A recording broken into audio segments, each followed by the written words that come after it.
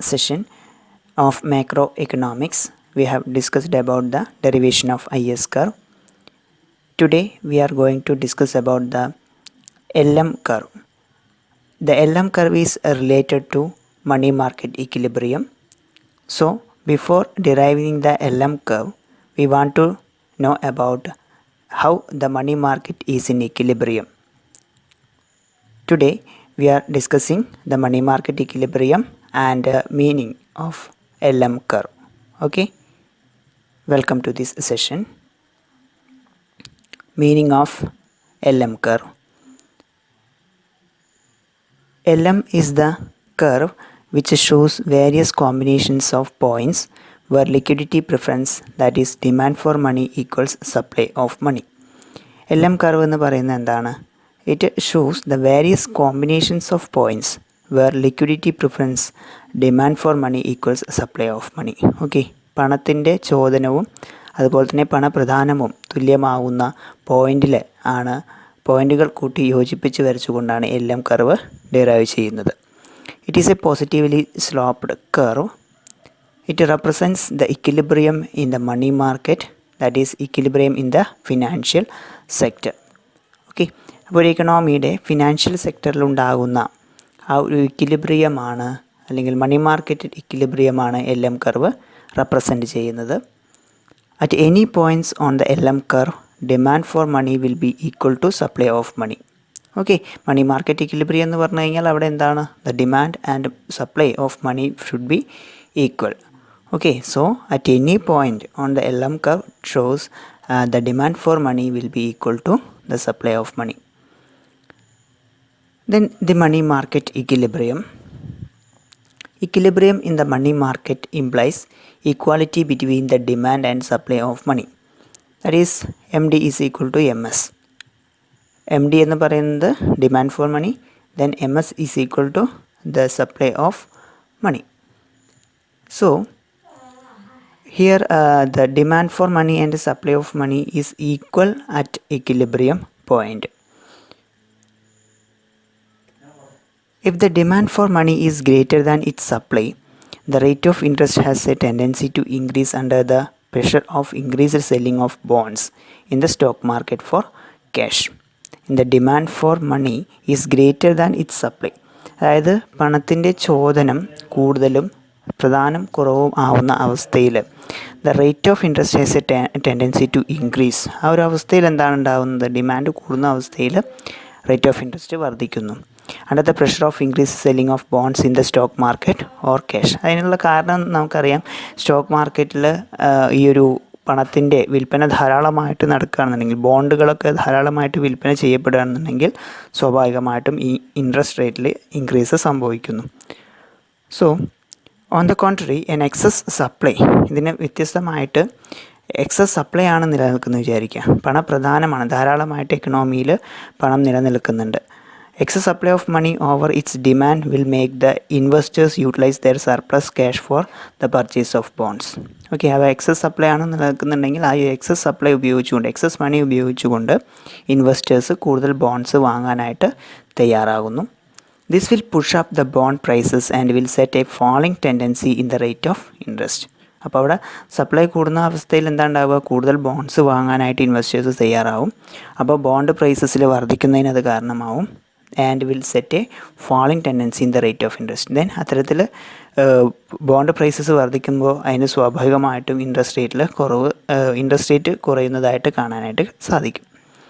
Thus, equilibrium in the financial sector requires that the demand for money equals the stock of money and the demand to hold bonds also equals the stock of bonds applied. അപ്പോൾ നമുക്കുള്ള രണ്ട് സിറ്റുവേഷനിലും മനസ്സിലായി കഴിഞ്ഞു അല്ലേ? Demand for മണി കൂടുതലായിരിക്കുന്ന അവസ്ഥയിലും അതുപോലെ തന്നെ supply of മണി കൂടുതലായിരിക്കുന്ന അവസ്ഥയിലും അവിടെ എന്താണ്, ഈ ഒരു ഇൻട്രസ്റ്റ് റേറ്റിലൊക്കെ വ്യത്യാസം സംഭവിക്കുന്നുണ്ട്. അതിൻ്റെ സ്വാഭാവികമായിട്ടും അതിൽ ഈ ബോണ്ട് പ്രൈസസിലുമൊക്കെ അത് അഫക്റ്റ് ചെയ്യും.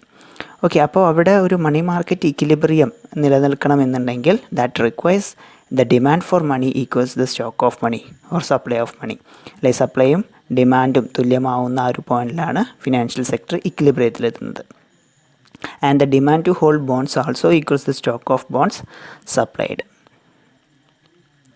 Denoting MD for money demand and MS for money supply. In equilibrium, MD is equal to MS. As we said, then MD എന്ന് പറയുന്നത് ഡിമാൻഡ് ഫോർ മണിയാണ്, MS എന്ന് പറയുന്നത് സപ്ലൈ ഓഫ് മണിയാണ്. ഇവ രണ്ടും തുല്യമാവുന്ന പോയിന്റിലായിരിക്കും financial market or money market will be in equilibrium.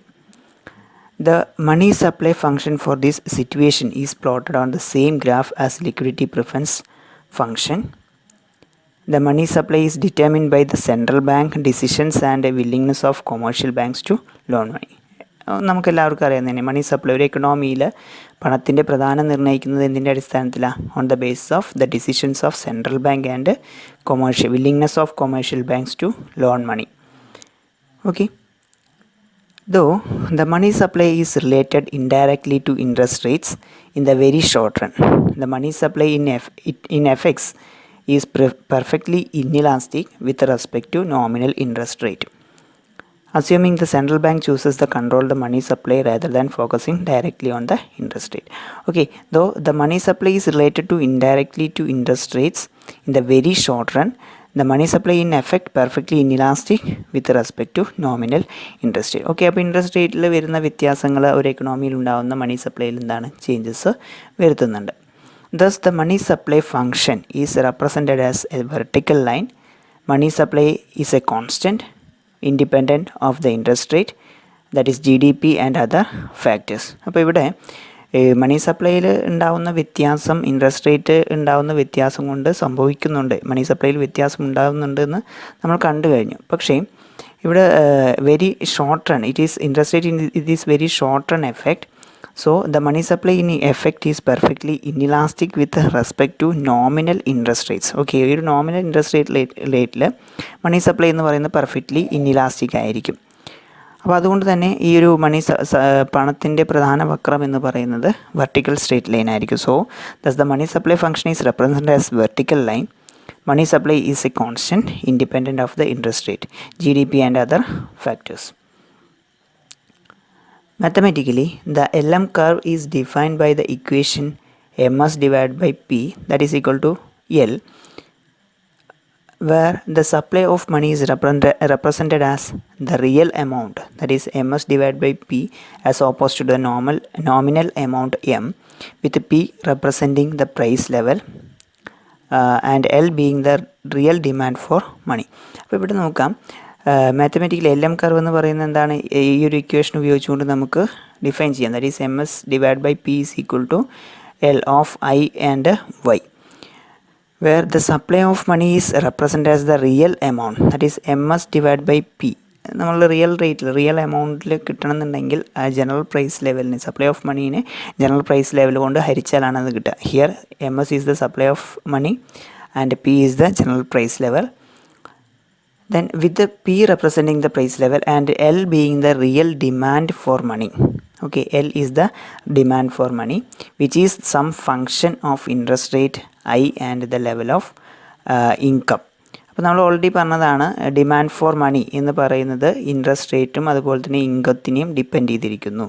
So that is the L of I and Y എന്ന് പറയുന്നത്. അപ്പോൾ it is the equation of LM curve. MS divided by P is equal to L of I and Y. The LM curve shows the combinations of interest rates and level of real income for which money supply equals money demand, that is for which the money market is in equilibrium. Okay, അപ്പോൾ അവിടെ മണി സപ്ലൈയും മണി ഡിമാൻഡും തുല്യമാകുന്ന പോയിന്റിലാണ് ഈ ഒരു LM curve LM കർവിലെ ഓരോ പോയിന്റും കാണിക്കുന്നത്. So that is the money supply is in equilibrium. The demand for money that is L is equal to L1 plus L3. നമ്മൾ നേരത്തെ പറഞ്ഞിട്ടുള്ള ആ ഒരു ഇക്വേഷനകത്ത് L എന്ന് പറയുന്നത് that is demand for money, അത് L1 പ്ലസ് L3 ആണെന്ന് സങ്കല്പിക്കാം. L1 എന്ന് പറയുന്നത് is the transactions demand for money which is direct function of level of income, that is L1 is equal to F of Y. Okay, it is a function of income. അതായത് L1 എന്ന് പറയുന്നത് demand for മണി നമുക്ക് പ്രധാനമായിട്ടും രണ്ട് demand for മണിയാണ്, that is transaction demand and speculative demand for money. അതിൽ ഈ total demand for money is equal to L1 plus L3 ആണെന്നുണ്ടെങ്കിൽ അവിടെ L1 എന്ന് പറയുന്നത് എന്താ, that is the transactions demand for money and L3 is the speculative demand for money, which is a decreasing function of the rate of interest. That is L3 is equal to F of R. അപ്പോൾ ഇവിടെ നമുക്ക് പറയാം L1 transaction demand for മണിയാണ്. That is a function of income. ഇൻകത്തിലുണ്ടാകുന്ന വ്യത്യാസം ഈ transaction demand for മണീനെ affect ചെയ്യുന്നുണ്ട്. ദെൻ L3 എന്ന് പറയുന്നത് എന്താണ്? That is the speculative demand for money. That is a function of interest rate. Interest റേറ്റിൽ വരുന്ന വ്യത്യാസം സ്പെക്കുലേറ്റീവ് ഡിമാൻഡിനെയും വ്യത്യാസം വരുത്തുന്നുണ്ട്. Thus, in money market equilibrium, M is equal to L1Y plus L3R. For a given level of income, the intersection point between the liquidity preference and money supply functions implies a single point on the LM curve. Okay, money market ഇക്വിലിബ്രിയത്തിൽ എത്തുന്ന സമയത്ത് ഈ ഒരു demand for money is equal to ഇവ രണ്ടും കൂടി ചേർന്നാണ് transaction demand four മണിയും അതുപോലെ തന്നെ സ്പെക്കുലേറ്റീവ് ഡിമാൻഡ് ഫോർ മണിയും. Okay, then the preference and money supply functions implies a single point, the LM curve, specifically the point giving the level of interest rate which equilibrates the money market at the given level of income. Recalling that for the LM curve, the interest rate is plotted against the real GDP, whereas the liquidity preference and money supply functions plot interest rates against the quantity of cash balances. An increase in GDP shifts the liquidity preference function rightward and hence raises the interest rate. Thus the LM function is positively sloped. Okay, LM curve നോക്കുന്ന സമയത്ത് എന്താ? Interest rate is plotted against real GDP. Okay, അപ്പോൾ interest റേറ്റിൽ വരുന്ന വ്യത്യാസം എന്താണ്? Real GDP അത് സ്വാധീനിക്കുന്നുണ്ട്. Then an increase in GDP, that is gross domestic product, shift in the liquidity preference functions rightward. Okay, ഈ ഗ്രോസ് ഡൊമസ്റ്റിക് പ്രൊഡക്റ്റിൽ ഉണ്ടാകുന്ന വർധനവ് ലിക്വിഡിറ്റി പ്രിഫറൻസ് വർദ്ധിക്കുന്നതിന് കാരണമാവുന്നു. ലിക്വിഡിറ്റി പ്രിഫറൻസ് എന്ന് പറഞ്ഞു കഴിഞ്ഞാൽ എന്താണ്?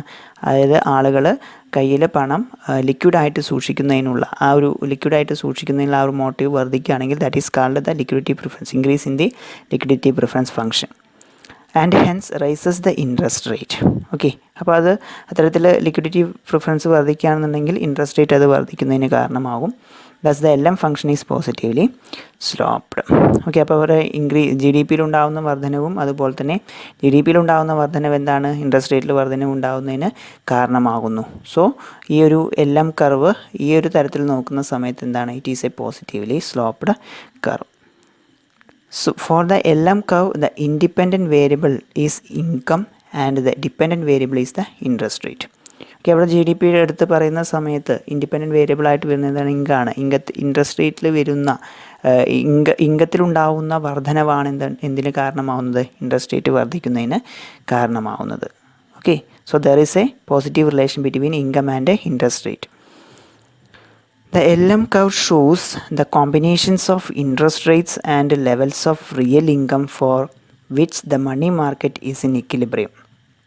So, the LM curve shows combinations of interest rate and levels of income for which the money market is in equilibrium. Money market equilibriumത്തിലാവുന്ന ആ ഒരു അവസ്ഥയിൽ ഇൻട്രസ്റ്റ് റേറ്റ്സും അതുപോലെ തന്നെ റിയൽ ഇൻകവും തമ്മിലുള്ള ആ ഒരു കോമ്പിനേഷൻസ് ആണ് LM curve കാണിക്കുന്നത്. It is an upward sloping curve representing the role of finance and money. The initials LM stands for liquidity preference and money supply equilibrium. As such, the LM function is the set of equilibrium points between the liquidity preference or demand for money function and the money supply function. Okay. Each point on the LM curve reflects a particular equilibrium situation in the money market equilibrium diagram based on a particular level of income. In the money market equilibrium diagram, the liquidity preference function is simply willingness to hold cash balances instead of securities. Okay, money market equilibrium നോക്കിക്കഴിഞ്ഞാൽ എന്താ? The liquidity preference function is simply willingness to hold cash balances instead of securities. സെക്യൂരിറ്റീസിന് പകരമായിട്ട് കയ്യിൽ ലിക്വിഡായിട്ട് സൂക്ഷിച്ച് വയ്ക്കുന്നതിനുള്ള ആ ഒരു ഇതാണ് മണി market equilibrium ഡയഗ്രത്തിൽ കാണിക്കുന്നത്.